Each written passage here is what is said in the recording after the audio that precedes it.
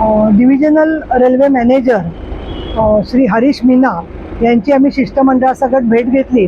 नुकतीच मी कल्याणला जाऊन आले होते, ज्या ठिकाणी एका अल्पवयीन मुलीवरती कल्याणच्या रेल्वे यार्डामध्ये बलात्काराचा प्रयत्न झाला होता आणि त्याच्यामध्ये आरोपीला अटक देखील झालेली आहे। या पार्श्वभूमीवर जवळजवळ 6 मुद्दे आजच्या आमच्या शिष्टमंडळाने घेतले आणि त्याच्यामध्ये यार्डांमध्ये चांगल्या प्रकारची प्रकाश योजना आणि त्याचबरोबर नेटवर्क मिळणं, CCTV आणि जसं आपल्याकडे बीट मार्शल असतो एकेका भागामध्ये, तसं रेल्वे स्टेशनवर प्रत्येक प्लॅटफॉर्मच्या मध्ये सुद्धा पोलिसांनी बरोबर रेल्वेचं लक्ष असलं पाहिजे।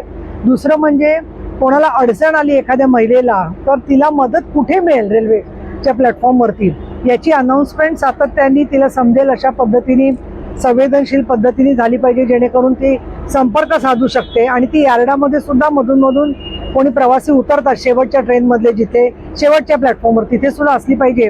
दुसरा मुद्दा असा होता की याचबरोबर ट्रेनमधून जात असताना काही वेळेला सिग्नलला गाड्या थांबतात, तर त्यावेळेला गर्दुले किंवा समाजकंटक उडी मारून महिलांच्या डब्यात जातात आणि त्रास देतात, तर त्यावेळेला तिथल्या काय घडतं याचा ॲक्सेस असला पाहिजे। त्याखेरीज रेल्वेने स्वतःचे एक मेरी सहेली म्हणून ग्रुप केलेला आहे, त्याच्यामध्ये जवळजवळ 300-350 महिला काम करतात, तर त्यांची सक्षमता वाढवून अजून व्यापक होऊन अजून महिला प्रवाशांपर्यंत पोहोचण्याच्या दृष्टीने काय कारवाई करता येईल। तसंच जी बेघर आणि निराधार मुलं रेल्वे प्लॅटफॉर्मवर रात्री भटकत असतात त्यांच्यासाठी निवारा ठेवून नंतर त्यांना शाळेत घालण्याची काय व्यवस्था करता येईल आणि रेल्वेच्या मधून काही वेळेला मुलींची अनैतिक वाहतूक केली जाते, अशा गुंड प्रवृत्तींना कसं रोखता येईल याच्यावर आमची तपशीलवार चर्चा झाली।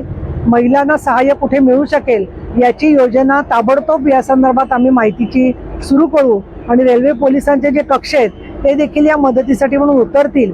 आणि अगदी महत्त्वाचं म्हणजे कल्याणकरांच्या साठी दिलाशाचा मुद्दा म्हणजे रेल्वेच्या लगत ज्या पडीक इमारती आहेत त्या लवकरात लवकर म्हणजे महिन्याभराच्या आतमध्ये त्या पाडून टाकून तिथे विकास कामाला गती दिली जाईल, अशा प्रकारे देखील आम्हाला DRM यांनी आश्वासित केलेलं आहे। आमचे नेते एकनाथजी शिंदे, उपमुख्यमंत्री महाराष्ट्र राज्य आणि खासदार श्रीकांत शिंदे यांच्या सूचनेनुसार हे आम्ही शिष्टमंडळ घेऊन पाठपुरावा केलेला आहे।